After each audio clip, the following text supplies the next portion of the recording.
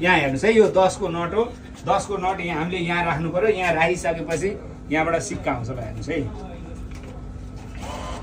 Upon 5 को राख्दा नि हुन्छ, 10 को राख्दा नि हुन्छ। अब यहाँ 10 वटा सिक्का आइसकेको छ। ल हेर्नुहोस् त,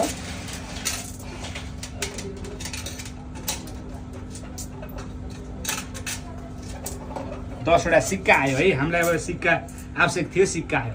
अब हामीले चाहिँ कप लिन्छौँ। ल अब तपाईँ चाहिँ यहाँबाट सिधा यहाँ आउनुहोस्। अब यो एक को कोइन हो। अब यसलाई यहाँ राख्नुहोस्।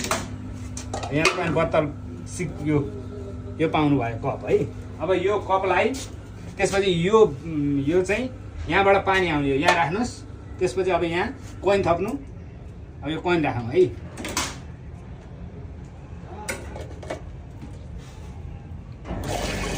हेर्नुहोस् त, पानी सर आयो। तर अलिकति यसमा थोरै कमजोरी के देखियो भने पानी चाहिँ अलिक प्रेसरले दियो। यो रबर सबै झरेको भए राम्रो।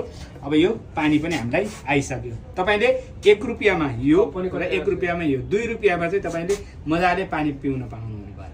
यो महानगरले गरेको कामलाई तपाईँले कुन रूपमा लिनुहुन्छ? आफूलाई लागेको कुराहरू कमेन्ट गर्नुहोला। र तपाईँलाई आवश्यक छ भने अब यसरी चाहिँ अब पानी पिउन पाउनुहुन्छ। हामी त अहिले यहाँ सिभिल हस्पिटलमा छौँ। अब यो बस पार्कमा नि छ, अन्य ठाउँमा पनि यसरी छ। यसरी चाहिँ तपाईँहरूले आफूलाई आवश्यक भएको बेला पानी पिउन पाउनुहुन्छ। ल यो पानी पिएर सकिसकेपछि तपाईँले यो कपलाई कहाँ राखेर यसरी तपाईँले यसरी यहाँ राखेर यहाँ डिस्पोज गर्न सक्नुहुन्छ। यहाँ राखेर